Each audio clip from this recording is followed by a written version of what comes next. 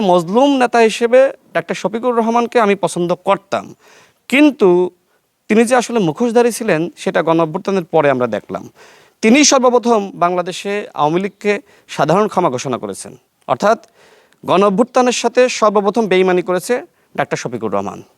সুতরাং এই শফিকুর রহমান সাহেবকে নিয়ে এখন কি বলবো, তিনি নাকি বিএনপির পতন ঘটিয়ে দিবে। ডাক্তার শফিকুর রহমান তো জীবিতই ছিলেন, তাই না? তো ডাক্তার শফিকুর রহমানের নেতৃত্বে মগবাজারের তালাটা পর্যন্ত খোলা যায়নি।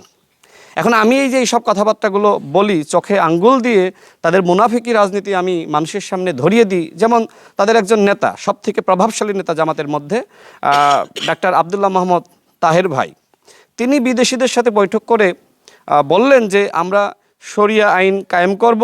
এটি আমরা কোথাও বলি নাই। এমনকি তাদের নির্বাচনী ইস্তেহারে কোথাও উল্লেখ করা নাই যে তারা ক্ষমতায় গেলে শরিয়া আইন কায়েম করবে।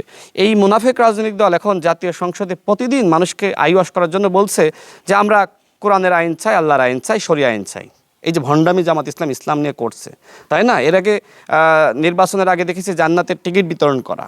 মানে কি করে নাই, মানে ক্ষমতায় আসার জন্য জামাত এমন কোনো অন্যায়, অপরাধ বা অপকর্ম বা মিথ্যাচার, ভণ্ডামি, মুনাফিকি বাকি ছিল না যে তারা করে নাই। কিন্তু এদেশের জনগণ তারা বুঝতে পেরেছে যে এই দেশের যতটুকু পরিবর্তন সেটা শহীদ প্রেসিডেন্ট জিয়া রহমানের হাত ধরে, এবং পরবর্তীতে দেশনেত্রী বেগম খালেদা জিয়ার হাত ধরে, এবং বর্তমানে বাংলাদেশে যদি পরিবর্তন হয় সেইটা হবে বর্তমান প্রধানমন্ত্রী জনাব তারেক রহমানের নেতৃত্বে।